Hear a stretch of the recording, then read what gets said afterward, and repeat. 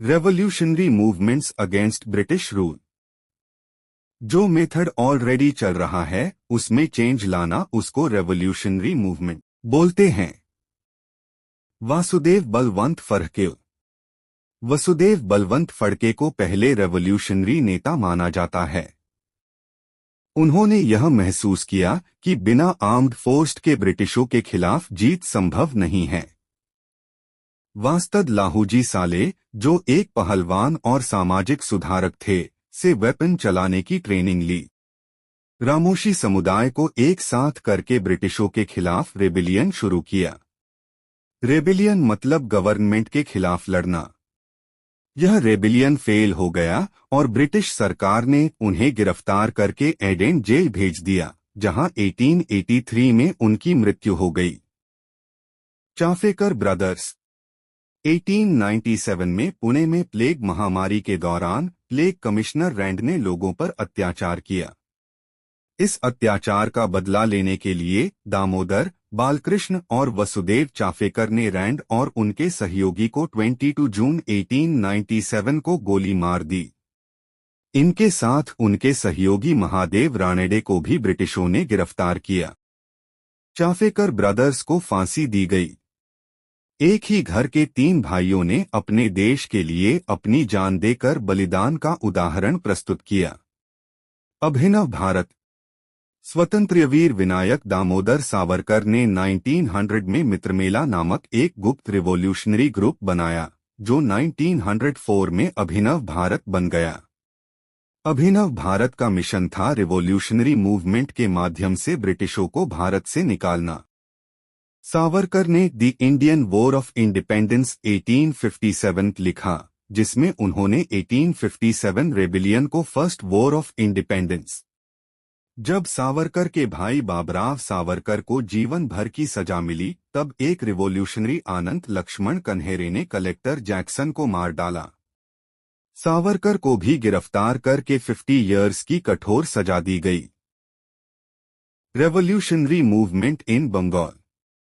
1905 में बंगाल का पार्टीशन होने के बाद लोगों में ब्रिटिश शासन के खिलाफ गुस्सा और बढ़ गया।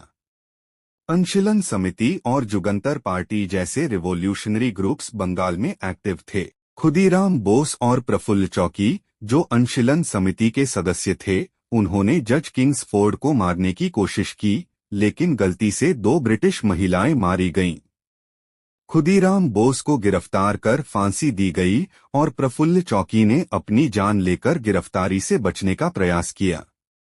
रास बिहारी बोस और सचिंद्र नाथ सान्याल ने बंगाल के बाहर भी रिवॉल्यूशनरी ग्रुप्स को एक्सपेंड किया। रास बिहारी बोस ने वायसरॉय लॉर्ड हार्डिंग पर बम से हमला किया, लेकिन वह बच गए। India house. इंडिया हाउस, जो लंदन में था, एक इम्पोर्टेंट सेंटर था जो विदेशी देशों में रहने वाले भारतीय रिवॉल्यूशनरी को सपोर्ट करता था। इसकी स्थापना श्यामजी कृष्ण वर्मा ने की और यहाँ रिवॉल्यूशनरी को एजुकेशन दी जाती थी। मदनलाल ढींगरा ने ब्रिटिश अधिकारी कर्जन वाइली को मार डाला, लेकिन उन्हें फांसी दी गई। मैडम भीकाजी कामा ने जर्मनी के वर्ल्ड सोशलिस्ट कॉन्फ्रेंस में भारतीय ध्वज फहराया और भारत की आज़ादी की मांग उठाई। गदर मूवमेंट। भारतीयों ने अमेरिका और कनाडा में एक ग्रुप बनाया जिसका नाम गदर पार्टी था। लाला हरदयाल, भाई परमंद और पांडुरंग खांकोजे इसके इम्पोर्टेंट नेता थे। इस आंदोलन का एक मैगजीन थी गदर, जो ब्रिटिश के खिलाफ रेबिलियन का मैसेज फैलाती थी। रिवॉल्यूशनरी रास बिहारी बोस और विष्णु गणेश पिंगले ने पंजाब में रेबिलियन की योजना बनाई, लेकिन ब्रिटिशों को यह प्लान मालूम हो गई और पिंगले को फांसी दी गई। रास बिहारी बोस जापान चले गए और वहां से रिवॉल्यूशनरी कार्य जारी रखा। काकोरी कॉन्स्पिरेसी। चंद्रशेखर आजाद, राम प्रसाद बिस्मिल, अशफाकुल्ला खान और उनके साथियों ने 9 अगस्त 1925 को एक ट्रेन लूटकर ब्रिटिश सरकार का खजाना लूटा। इस घटना को काकोरी कांड कहा जाता है। ब्रिटिशों ने उन्हें गिरफ्तार करके मुकदमा चलाया और अशफाकुल्ला खान, राम प्रसाद बिस्मिल और उनके कुछ साथियों को फांसी दी गई। चंद्रशेखर आजाद पुलिस से बच निकले और अपने मिशन को जारी रखा।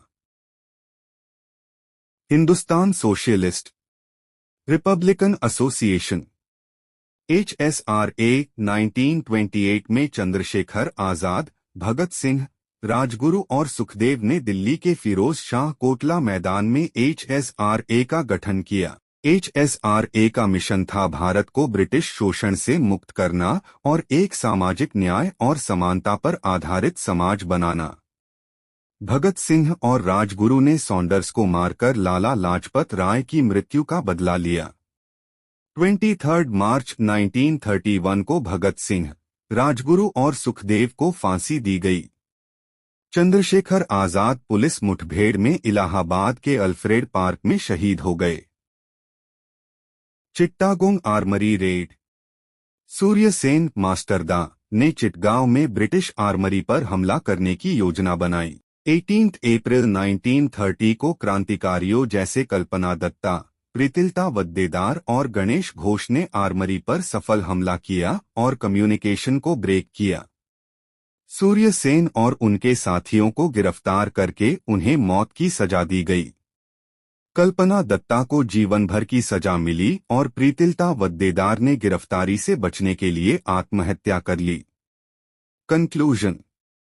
इन रिवॉल्यूशनरी के बलिदान और वीरता ने ब्रिटिश शासन के खिलाफ भारतवासियों में आत्मसम्मान और स्वतंत्रता का जज्बा जगाया। उनका संकल्प और देशभक्ति आज भी हमें प्रेरित करती है और हमेशा करती रहेगी।